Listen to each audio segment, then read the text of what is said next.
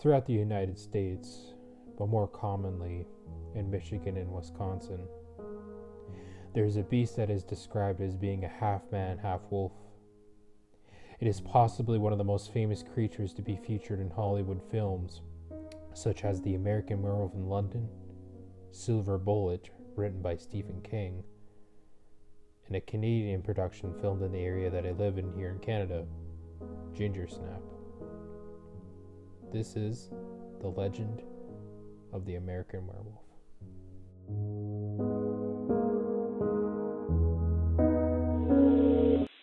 House Star Emergency, this is Kyle speaking. How can I help you?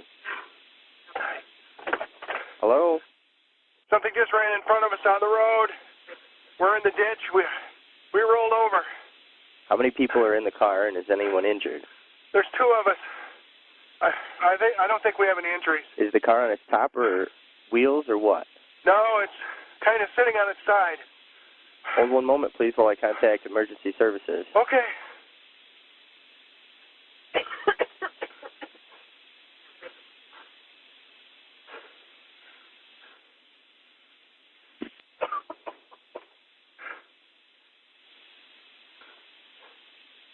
Okay, the state police should be on their way in a few minutes.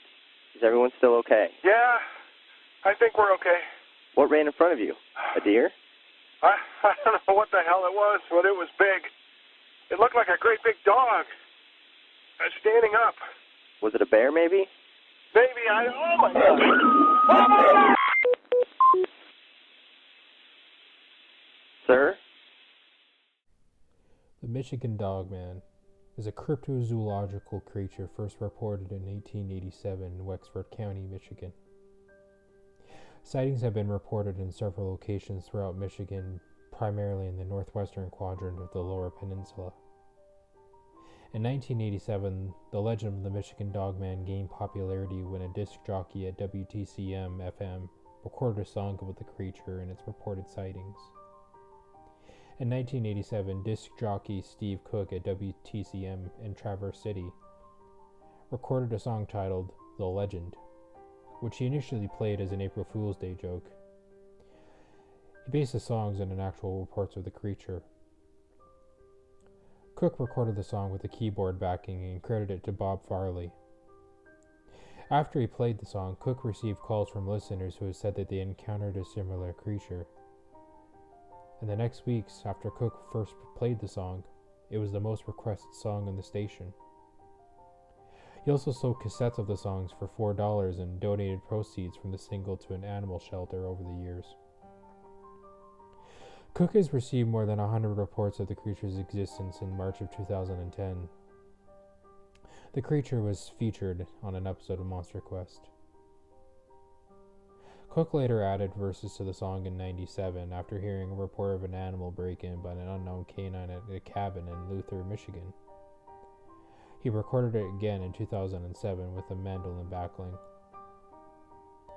The first known sighting of the Michigan Dogman occurred in 1887 in Wexford County when two lumberjacks saw a creature whom they described as having a man's body and a dog's head.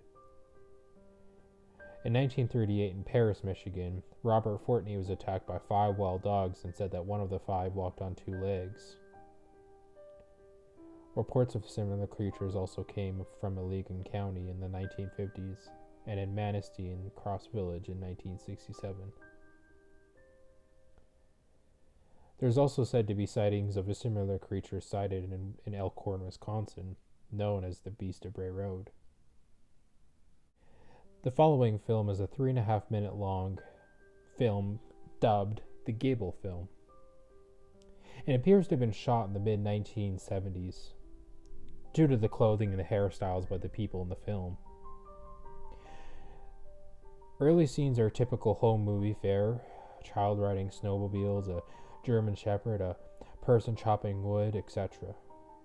Toward the end of the film, the photographer is shooting from inside a moving vehicle traveling along a dirt road when he spots what appears to be a gorilla-like animal moving in a field on the passenger side of the vehicle.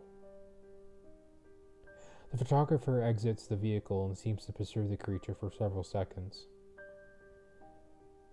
Then it appears again, facing the photographer from a ridge about 150 feet away. After a few seconds, the creature charges. Rapid movements of the camera suggest the photographer is fleeing the attack. In the last 5 seconds of the film, there's a flash of teeth and muzzle, and the camera drops to the ground, lying on its left side. The Gable film Part 2 surfaced later, which seemingly shows a police investigation of the incident recorded in the first reel, during which the officers investigated the scene, and they were examining a bifurcated corpse, or cut in half, if you will. After years of analysis and debate, the film was finally revealed as a hoax in the final episode of Monster Quest on March 24th, 2010. The Gable film had been shot using vintage cameras, film and period props by Mike Argasa, a fan of the Legend song. The second video was likewise hoaxed. Monster Quest claimed their investigative team uncovered irregularities in the film and then forced the hoaxers to confess to a werewolf expert, Linda Godfrey. However, the hoaxers say that they told Monster Quest from the beginning that the film was a fake and fabricated the investigation to make a more interesting episode. As I was saying before, there is said to be another werewolf that is sighted in Elkhorn, Wisconsin, dubbed the Beast of Bray Road. Both creatures are explained to be about the same size, which is between 7 to 10 feet tall, brown-black hair. The creature that many people claim to have seen in Racine, Walworth, and Jefferson counties in Wisconsin. The first reported sightings of the creature happened on Bray Road near Elkhorn, Wisconsin. These sightings are what lent the beast its name. However, sightings do not only occur on Bray Road. Although the Beast of Bray Road has not been seen to transform from a human into a wolf in most of the sightings, it has been labeled a werewolf in newspaper articles. In fact, the beast has not been sighted there since the early 1990s.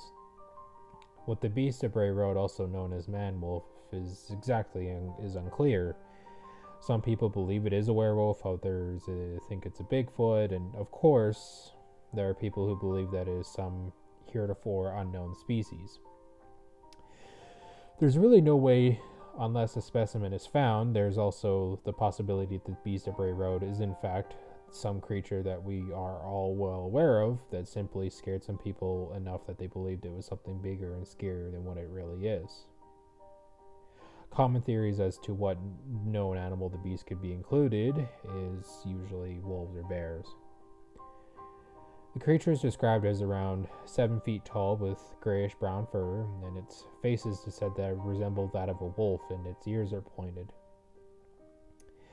It reportedly has 3 long claws on each hand, and it also is said to have shiny yellow eyes. Its body has been likened to that of a lean, muscular man, and it also tends to sit back on its haunches or kneel like a man. The Beast of Bray Road can reportedly run and walk on all 4 of its legs, or just its hind legs. It has been seen eating its prey or its scavenged carrion in its hands with its palms facing upward. It has never attacked anyone, but some witnesses claim that it's acted aggressively towards them. This aggressive behavior includes running at people and jumping on their vehicles. The creature's diet is not known for sure, but it has been seen eating the carcasses of small roadkill. And many farmers have also reported cow mutilations in the area. Sightings of the Beast of Bray Road may go back as far as the 1930s. However, it wasn't sighted frequently or reported thoroughly until 1989 or 1992. Most of the sightings have occurred when one or more people stumbled upon or drove past the animal while it was eating or possibly hunting.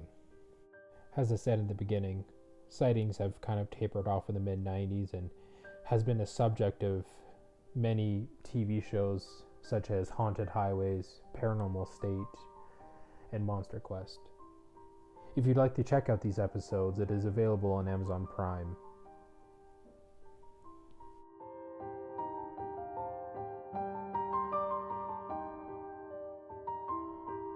Hey everybody, how are you doing today? So, this one was a really interesting video for me. This is probably one of my more favorite cryptids to talk about. It's such a interesting and such a kind of far out there story that it makes for a good campfire story.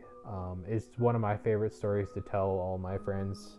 However, I mean, there's been sightings of werewolves not only in the United States but Canada. Also, there's a very popular story that comes out of France.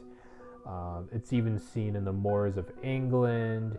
It's just such a widespread story, and it was originally kind of like a story that was told to many French kids in medieval times, so that they wouldn't go wandering off in the woods and potentially get lost or taken or killed by something. So, you know, it was a folkloric story, and now it's evolved into this. So I think it's really fascinating on how stories are able to kind of grow from, you know, oh, like don't go there, into people somehow seeing this animal hundreds, if not thousands of years later. It's very fascinating. So anyway, hope you guys liked the video today. If you're new to the Melodie family, welcome. Also, more importantly, like, comment, and subscribe. Share the video with your friends. Recommend it to your friends. It really means a lot. We are on the road to 150 subscribers. We are almost there.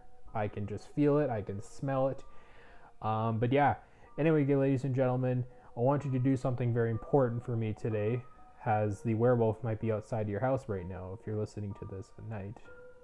If you look towards the moon and it's a full moon, maybe I suggest not going out. Ladies and gentlemen, if you do see it, stay mellow.